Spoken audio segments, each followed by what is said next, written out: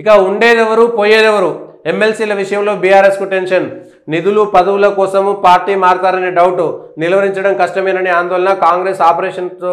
గులాబీ party alert ఎమ్మెల్సీల సన్నిహితుల నుంచి ఆరా ఎవరు ఉంటారు ఒక్క చిన్న ఉదాహరణ చెప్తా దీనికి సంబంధించి ఇదే జీరో ఎందుకయ్యాం లోక్సభ ఓటమిపై జూలైలో బీఆర్ఎస్ విస్తృత స్థాయి సమీక్ష త్వరలో జరగనున్నాం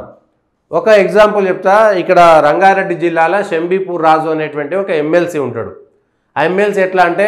2001లో హైదరాబాద్ రంగారెడ్డి జిల్లాలో జై తెలంగాణ అనేటోళ్ళు పట్టుమని 10 మంది లేరు హైదరాబాద్లో ఒక 5-6 మంది ఉంటారు రంగారెడ్డి జిల్లాలో 10 మంది ఉంటారు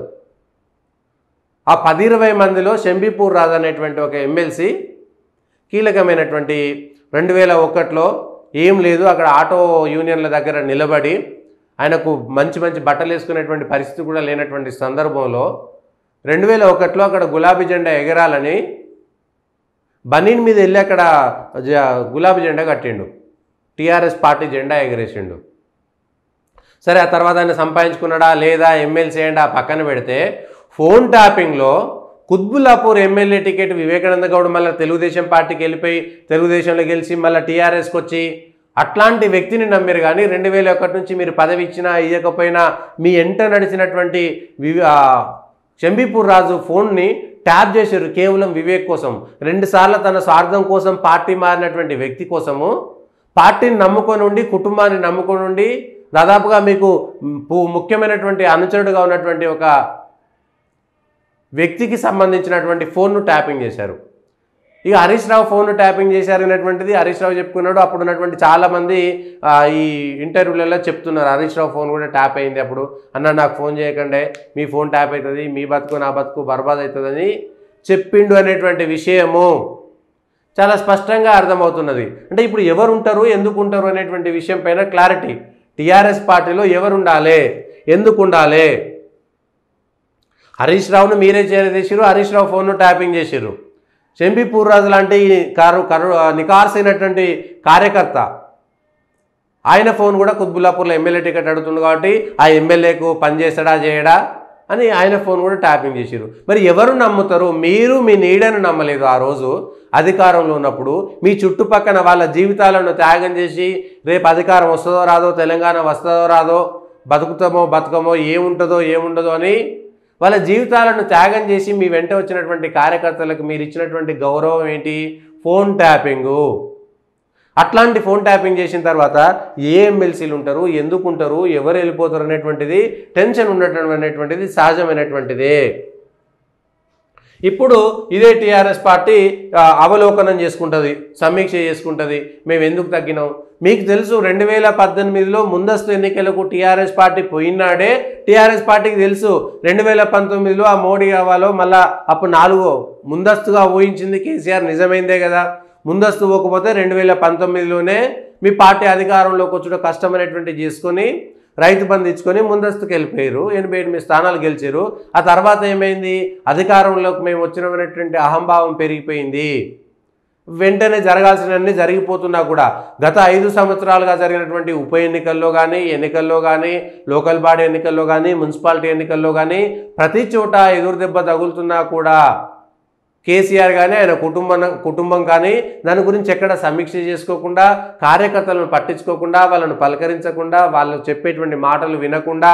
ఎమ్మెల్యేలకు సమయం ఇవ్వకుండా మంత్రులకు కూడా సమయం ఇవ్వకుండా ఎవరిని కలిశారు ఎవరిని కలవలేదు 10 మంది పైరవీకారులు మాత్రమే మీ చుట్టూ ఉన్నారనేటువంటిది మీ పార్టీ నాయకులే చెప్పుకున్నటువంటి సందర్భం కదా ఇప్పుడు ఎవరు ఉంటారు ఏముంటారు అనేటువంటిది ఎవరికి తెలియదు ఎంపీ స్థాయి నేతల నుంచి గ్రామ స్థాయి క్రియాశీల నాయకుల వరకు సమావేశంలో పాల్గొనేలా కారు పార్టీ కసరత్తు చేస్తున్నదంట అయిపోయింది మొత్తం చేతులు కాలిపోయిన తర్వాత 36% 43% 45% ఓటింగ్ ఉన్నటువంటి టీఆర్ఎస్ పార్టీ మొన్న 2024 లోక్సభ ఎన్నికల నాటికి 16%కి పడిపోయింది అంటే మీకు ఓటు వేయకుండా తగ్గిపోతూ ఉన్నది ప్రతిసారి 2018 అసెంబ్లీల ఎన్నికల నుంచి 2024 పార్లమెంట్ ఎన్నికల నాటికి మీరు ఎంత తగ్గుతూ వస్తున్నారు ఎన్ని సీట్లలో ఎన్ని ఉప ఎన్నికల్లో మీకు ఎదురు దెబ్బలు తగిలినాయి తర్వాత ఎంత హంగామా చేస్తే కానీ మునుగోడు లాంటి ఉప ఎన్నిక కూడా నిజానికి మునుగోడులో కేసీఆర్ అది ఓడిపోతున్నామని తెలిసి ఆ ఎమ్మెల్యేల కొనుగోలు డ్రామా ఒకటి లేకపోయి ఉంటే మునుగోడులో కూడా ఆ రోజు టీఆర్ఎస్ పార్టీ 10,000తోటేమో గెలిచింది. అందులో 5-6 వేల ఓట్లు మారిపోయేటువంటి పరిస్థితి. ఫోన్ ట్యాపింగ్ లేకపోతే వీళ్ళ పైసలు పట్టుకొని వాళ్ళ పైసలు పట్టుకొని వాళ్ళ ఎమ్మెల్యేలను కొనుగోలు డ్రామా చేయకపోయి ఉంటే కనుక ఆ రోజు మునుగోడులో టీఆర్ఎస్ పార్టీ ఓడిపోయేటువంటి పరిస్థితి. నిజంగా మునుగోడు ఉప ఎన్నిక కాపాడింది కొంతవరకు టీఆర్ఎస్ని, కానీ అయినా అధికారంలోకి రాలేకపోయింది. కేవలం 10,000 ఓట్లే రావడం అక్కడ మెజారిటీ. ప్రజలంతా వ్యతిరేకంగా ఉన్నారు. నల్గొండ జిల్లాలో అంతకుముందు ఎక్కువ సీట్లు గెలిచినటువంటి పార్టీకి వ్యతిరేకంగా ఉన్నారు జనాలను చెప్పడానికి. ఏమీ లేని బీజేపీ మునుగోడులో ఆ రోజు అన్ని సీట్లు, అంటే ఒక మంచి నాయకుడు వస్తే బీజేపీకి ఓట్లు వేయడానికి ప్రజలు టీఆర్ఎస్కు వ్యతిరేకంగా ఓటు వేయడానికి సిద్ధంగా ఉన్నారనడానికి అనేకమైనటువంటి ఉదాహరణలు ప్రజల ద్వారా వచ్చినా కూడా వాటిని ఎక్కడా కూడా సమీక్షించుకునేటువంటి సమయం లేక తప్పుల మీద తప్పులు చేసి తన నీడను కూడా నమ్ముకోకుండా చేసినటువంటి బీఆర్ఎస్ పార్టీ వాళ్ళ సమీక్ష చేస్తుంది. జీరో ఎందుకైనా అనేటువంటి మాట. జీరో అవ్వకపోతే ఏమవుతుంది? 10 ఏళ్లలో మీరు చేసినటువంటివి అభివృద్ధి చేశాం, డబ్బులు ఇచ్చామనేటువంటి మాట చెప్పారు, కానీ ప్రజల్ని కలవట్లేరు అనేటువంటి విషయాన్ని, ప్రజలకు దూరం అయిపోయినటువంటి విషయం. అంతకుముందు కూడా కేసీఆర్ ప్రజలతో నేరుగా ఉండకపోతుండే, కేవలం బహిరంగ సభలే అయినా కూడా ఉద్యమం అనేటువంటి దారం వాళ్ళని కలిపింది. ఉద్యమం అనేటువంటి తెలంగాణ ఆకాంక్ష అనేటువంటి దారాన్ని పట్టుకుని వెళ్ళాడారు. ఆ తెలంగాణ ఆకాంక్ష నెరవేరిన తర్వాత వచ్చిన తర్వాత కేవలం మీరు ఏ తెలంగాణ కోసం ఆంధ్రలోని ఇష్టమైనట్టుగా తిట్టిరో, మిగిలినటువంటి వాళ్ళని ఇష్టమైనట్టుగా తిట్టిరో, మీరు తిట్టినటువంటి వాళ్ళనే చేరదీసి మీరు పక్కన పెట్టుకున్న తర్వాత ప్రజలకు నమ్మకం పోయింది.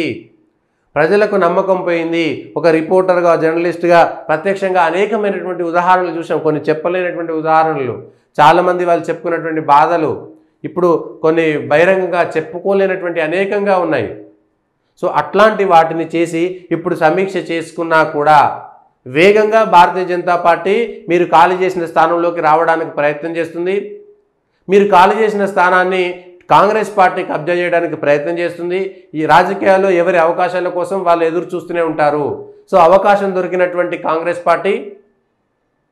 అవకాశం దొరికినటువంటి భారతీయ జనతా పార్టీ బీఆర్ఎస్ను ఉక్కిరి బిక్కిరి చేయడం అనేటువంటిది సహజమైనటువంటి విషయము. దాన్ని ఎంత మేరకు వాళ్ళు చేసుకుంటారనేటువంటిది తెలియదు.